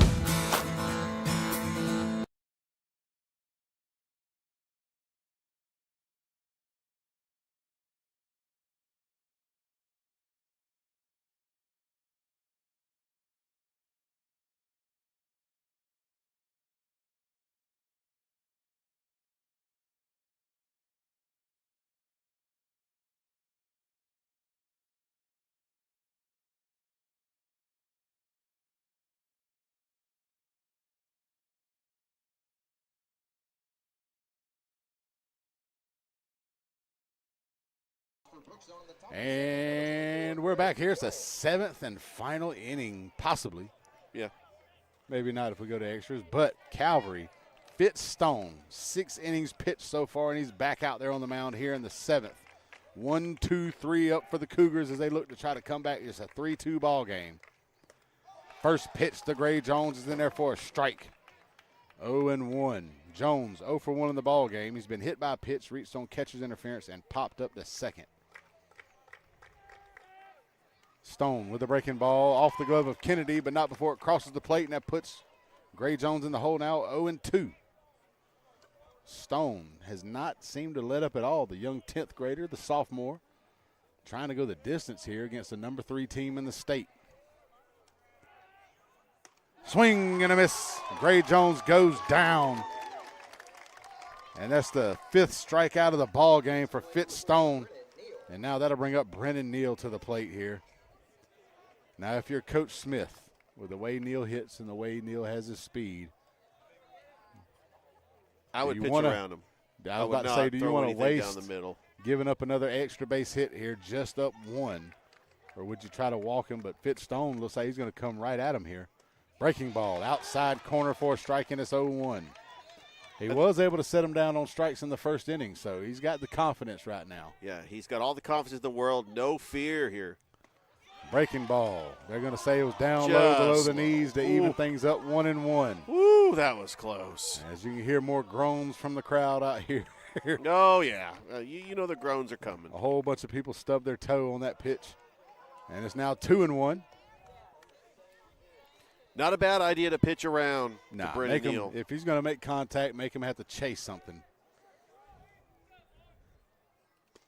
Swing and a miss, and that evens it up. 2 balls, 2 strikes. You know Brennan Neal's up there hacking. Oh, yeah, and Fitzstone does not look like he's afraid to throw it across the plate. He's had a couple of them where he tried to get him to chase a few breaking balls there, but he comes right back at Brennan Neal. And Neal in the ball game, 1 for 2. He struck out, intentional walk, and a triple. It's a great matchup here. Mano y mano. 2 balls, 2 strikes. And he watches that one cross the plate across the knees for a strikeout. And Fitzstone sets him down, the 6th strikeout of the ball game for the sophomore. And now Brookstone down to their final out. What down a run. pitch by Fitzstone. Stone has some stones, and we can't argue that at all right now. Yes. Fitzstone went right after Brendan Neal on that one, and he goes right back at Luke Lowry. And it's an 0-1 count. Luke Lowry 0 for 3 in the ball game, reached on a fielder's choice, and he struck out twice. First of all, the fact that Coach Smith is keeping him in the game to try to get a complete game, you're going after the first 2 hitters, and you're striking out the first 2 hitters because you are going after them with no fear and with all the confidence in the world. And not just the first 2 hitters, but the top 2 lead hitters in the lineup for Brookstone. Yes, sir. And Gray Jones and Brendan Neal. Job's not done yet. No, you got Luke Lowry, who's another dangerous hitter. Yep, he's been able to hold him in check with 2 strikeouts so far today. And he's now got an even count, 1 ball, 1 strike. And the breaking ball. Going to say it was a little bit low that time, not sure. Sometimes you start to wonder if the plate kind of moves a little bit on the umpire tonight. We've seen a couple of them where we're right behind the plate, so we have a good vantage point. So it had to be high or low for it not to be called, but 3-1 now to Luke Lowry. I tell you what, I'm really looking forward to that series with Pacelli next week. I know Brookstone's going to take on Strong Rock. Calvary's going to take on Pacelli. Yeah, it's going to be a big one there. As Pacelli can pull this one off here and really get a bump as far as the standings go in GIAA, and swing and a miss by Luke Lowry, and it's now full count with 2 down. To the final strike. We have a payoff pitch here coming with 2 down in the 7th. Yeah. Can Calvary pull off the win here at home against the Brookstone Cougars and end that 15-game win streak? And he does it, and he sets him down looking, and he throws the glove towards the dugout as Calvary gets the big win at home against the Cougars, and Fitzstone goes the distance the entire time with 7 strikeouts in the ball game. Cannot say enough about that young sophomore out here today as he gave up 2 runs, only 1 earned, 4 base hits. He stranded 7 Brookstone batters, and Calvary's defense only giving up 1 error defensively in the ball game. Big game by Calvary here as they improved to 9-13 on the season, 4-4 in the region. Brookstone 15-game win streak snapped as they dropped to 19-4 and 7-1 in region play. And, I mean, if you've been watching this game, there's no other person that deserves the Alex Quinty All-State Good Hands Player of the Game than number 29, the 10th grader that was on the bump the entire 7 innings, Fitz Stone. No question. I mean, what the a kid game. came out. You got to think about it. I mean, it was fun to watch him pitch throughout. Didn't have a whole lot of strikeouts coming into the latter part of the innings, but coming and striking out the side in the 7th when you've got 1, 2, and 3 in the lineup for the Brookstone Cougars with the game on the line. You're only up 1. So a base hit can really change the momentum here. And if you get somebody on base for Brookstone, he's able to get strike out Gray Jones swinging, strike out Brendan Neal looking, strike out Luke Lowry looking. For a 10th grader, that is massive, especially when you're getting ready to go into the playoffs. I tell you what, I'm excited for you, Mike, that you get to be on the call for Game 3, the rubber match tomorrow at Brookstone. 4:30 first pitch on Georgia Alabama Sports Live. That's going to be a great one there as we get ready to see if Calvary can possibly, last year, like you said, beat them 2 out of 3. Can they do it again this year? Can Brookstone get vengeance at home Friday? You got a color guy for that one? Not too sure. I haven't looked at it yet to see who's going to be on the call with me. If not, well, I'm actually going out of town, so I'm going to be ready for it regardless. Sure, you can hold your own. You could. I'm just here for the ride. You pretty much could do color, play-by-play, and just talk the whole time. It's always a treat being on the broadcast with you. Oh yeah, man, I enjoy it, man. I love it. Ain't nothing better than a game of baseball in the spring, especially down south here in Georgia. And what a game this one was! As Calvary gets the big win at home. 3-2 over the Brookstone Cougars. And we'll get to see them go at it again tomorrow. Like you said, rubber match at Brookstone. Rubber match. As we've got more ball games going on throughout the area. And if you're not able to catch up with this one, make sure you watch. We got the Lions going on right now. The Clingstones going on right now. And tomorrow, River more Dragons. baseball, more soccer, all that fun stuff. We've also got the River Dragons tomorrow night, opening up the playoffs at home. So great weekend just in all for sports here in the Valley. As you can watch most of it here on Georgia Alabama Sports Live. And for Richard Holdridge on the call with me, this is Mike Frost, and we'll see you next time on Georgia Alabama Sports Live.